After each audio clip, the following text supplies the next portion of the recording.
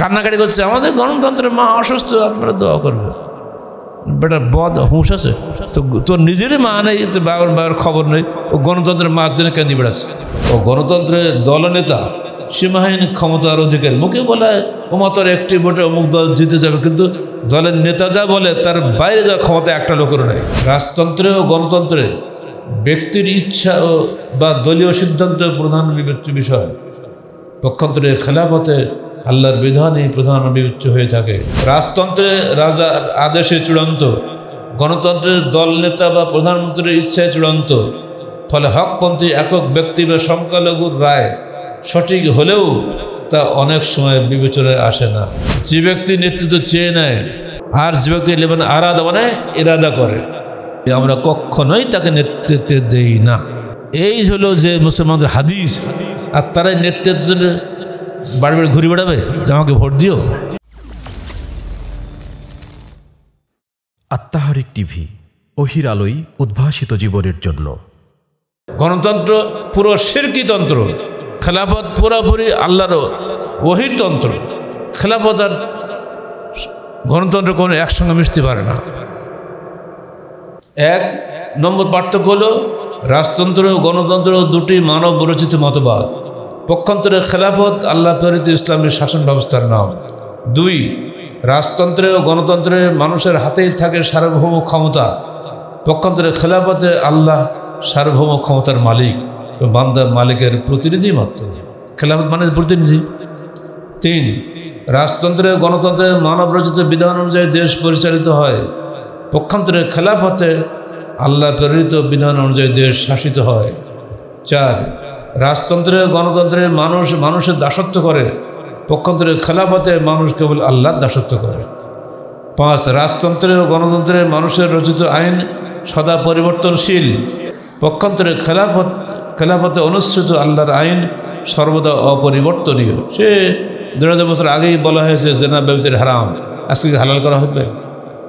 বলা হয়েছে সুদ হারাম, এখন কি হালাল করা হবে? চলছে সমানে, হালাল হচ্ছে সব ব্যাংকে ট্যাঙ্কে যেখানে সব জায়গায় সুদ হালাল হয়ে গেছে না। রাজতন্ত্রে ও গণতন্ত্রে হালাল হারাম নির্ধারণের মালিক হলো মানুষ। আজকে এই আইন ঠিক আছে, কালকে আইনের বাতিল হয়ে যাচ্ছে। পক্ষান্তরে খেলাফতে উক্ত অধিকার কেবল আল্লাহর। আল্লাহ যেটা হারাম করেছে হালালই থাকবে, তা কখনই হালাল থেকে হারাম হবে না। আর আল্লাহ যে হারাম করেছেন চিরদিন হারাম থাকবে, কখনই হালাল হবে না। 7 নম্বর, রাজতন্ত্রের রাজা ও গণতন্ত্রের দলনেতা সীমাহীন ক্ষমতার অধিকারী। মুখে বলে ও মাত্র একটি ভোটে অমুক দল জিতে যাবে, কিন্তু দলের নেতা যা বলে তার বাইরে যাওয়ার ক্ষমতা একটা লোকেরও নেই। খালেদা বুড়ি চলতে পারে না, একটা কথাও বলতে পারলে না আমি আপনাদেরকে শুভেচ্ছা জানাচ্ছি, এইটুক কথা বলার ক্ষমতা তার হলো না। খালি চেহারা দেখে পাগল হয়ে গেছে বিএনপির লোকেরা। আরে বাপরে, কি আসমান তো ফেরেশতা নাজিল হয়েছে, কি কি ব্যক্তি বোঝা দল কদিন বেড়া, তোমার লজ্জা করে না? বেয়াদব দল, বড় ডিগ্রিধারী ম্যারিস্টার সব বসে থাকো, ওই বুড়ির আশীর্বাদ পাওয়ার দিন পাগল হয়ে গেছে একবার। তার দেহে নেই বল, কিন্তু না তবু তার চেহারাখানা বেঁচে আছে। তাই হেডলাইন করেছে পত্রে, তিনি এখন অনেকটাই সুস্থ। ওরে বাপরে, একটু চোখটা মেলেছে, অত অনেকটাই সুস্থ। এতেই বাংলাদেশের গণতন্ত্রের মা এসে গেছে। সেদিন আমাদের সাক্ষ্যপাড়া আছে, আমাদের রাজশাহী নদীর ধারে, দেখি একদল বিএনপির মিছিল হচ্ছে, মিটিং হচ্ছে, সে বলছে কান্নাকাটি করছে, আমাদের গণতন্ত্রের মা অসুস্থ, আপনারা দোয়া করবে। বেটা বদ হুঁশ আছে তো, তোর নিজেরই মা নেই, তো বাবার খবর নেই, ও গণতন্ত্রের মার জন্য কেঁদে বেড়াচ্ছে। ইসলামে এইসবের ব্যক্তি বোঝার কোনো স্থান নেই। লা তাআতা লিল মাখলুকিন ফি মাসিয়াতিল খালিক। আল্লাহর অবাধ্যতায় সৃষ্টির প্রতি কোনো আনুগত্য নাই। ওই গণতন্ত্রের আল্লাহর অবাধ্যতা করে, তারা আজকে একটা আইন করে, কাল একটা আইন ভাঙে। আইন পরিবর্তনশীল হচ্ছেই, এদের আইন মানতে আমরা বাধ্য নই। তো সে যে লীগ হোক আর যে দল হোক, সবাই ব্যক্তিগত আইনে দেশ চালায়। ব্যক্তিগত আইন মানতে মুসলমান বাধ্য নয়। 8, রাজতন্ত্রে রাজার নাবালক এমনকি অযোগ্য পুত্র কন্যা রাজা হতে পারেন। অনুরূপভাবে গণতন্ত্রের দলীয় প্রভাবে অসৎ ও অযোগ্য ব্যক্তি নির্বাচিত হতে পারেন। কিন্তু ইসলামী খেলাফতে বিজ্ঞ নির্বাচক মণ্ডলীর পরামর্শের মাধ্যমে শরীয়ত নির্ধারিত শর্তাদি পূরণ সাপেক্ষে যোগ্য ও আল্লাহভীরু ব্যক্তিই মাত্র খলিফা বা আমির নির্বাচিত হতে পারেন। 9, রাজা কারোর নিকটে কৈফিয়ত দিতে বাধ্য নন।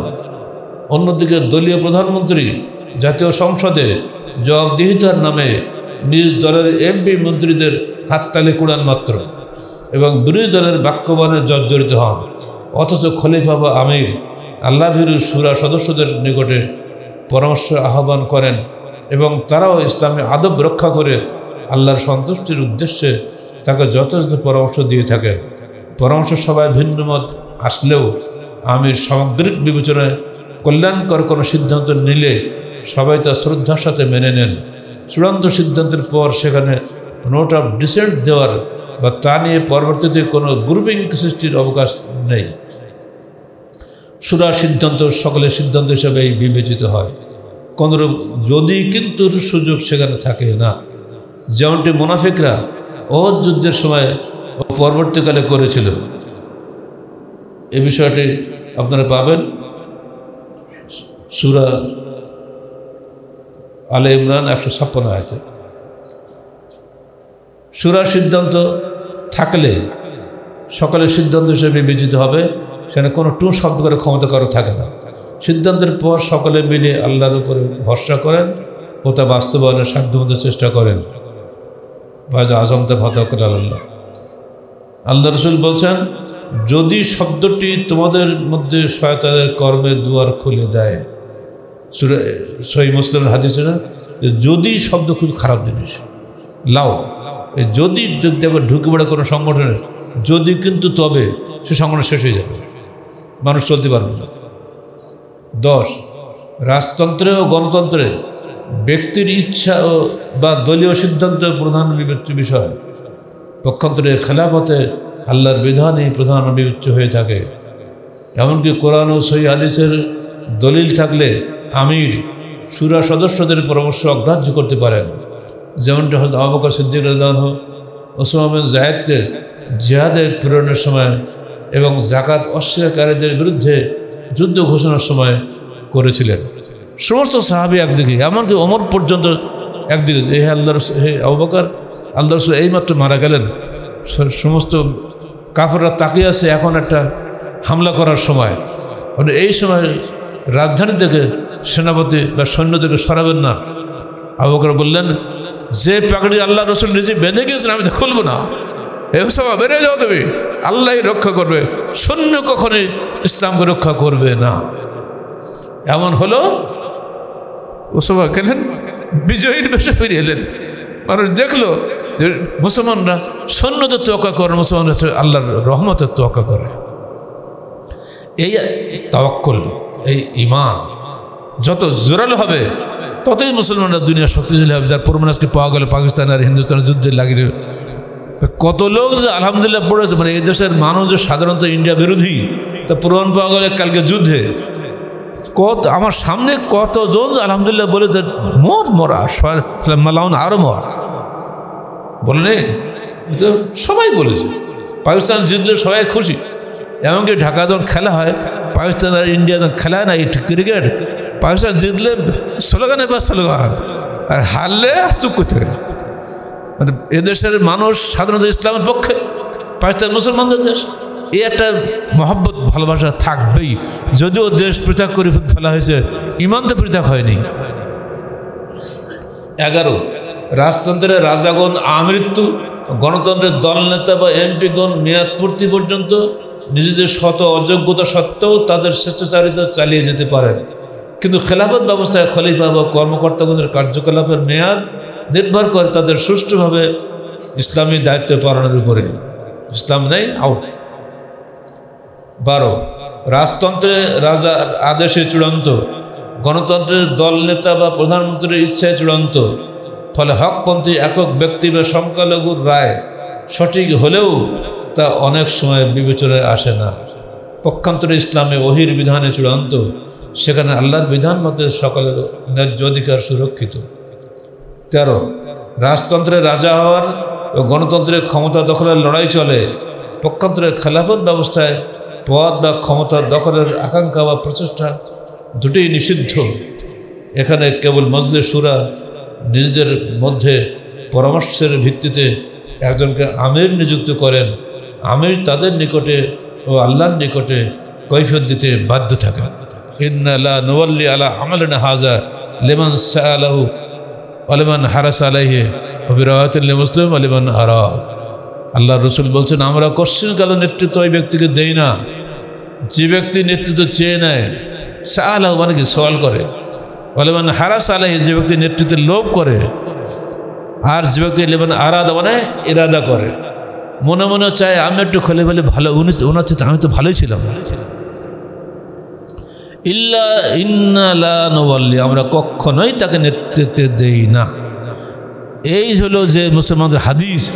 আর তারাই নেতৃত্বের বাড়ি বাড়ি ঘুরে বেড়াবে যে আমাকে ভোট দিও, হয় না, সম্পূর্ণ নিষিদ্ধ। এই সমস্ত কুফরি মতবাদের পিছনে আপনারা ছুটবেন না। এমনকি সাধারণ একটা কমিশনার, একটা কাউন্সিলর হওয়ার জন্য আপনারা কোনদিন পদে দাঁড়াবেন না, ভোট চাওয়াচাই করবেন না। আল্লাহ পাক আমাদেরকে খেলাফত প্রতিষ্ঠার পক্ষে জনমত সৃষ্টি করে তৌফিক দান করুন। এবং আল্লাহর রসুলের প্রতিনিধি ছিলেন খোলাফায়ে রাশেদিন, আর আজকালকার যারা খলিফা হবে তো খোলাফায়ে রাশেদিনের প্রতিনিধি হবে। তারা ওইভাবেই তারা দেশ চালাবে। তারা কোনো ব্যক্তি পূজা করবে না। কোরআন এবং হাদিস যেখানে আছে সেটাই মানবে, যারা নাই সেটা ছাড়বে। আমা আতাকুম রাসূলু ফাখুযুহু ওয়া নাহাকুম আনহু ফান্তাহু। আল্লাহ পাক তোমাদেরকে যতটুকু নির্দেশ দিয়েছেন তা মেনে চলো, যা নিষেধ করেন তা বর্জন করো। এই নীতির উপরে ইসলামী খেলাফত চলবে। আল্লাহ পাক আমাদেরকে বাংলাদেশে ইসলামী খেলাফত প্রতিষ্ঠা তৌফিক দান করুন।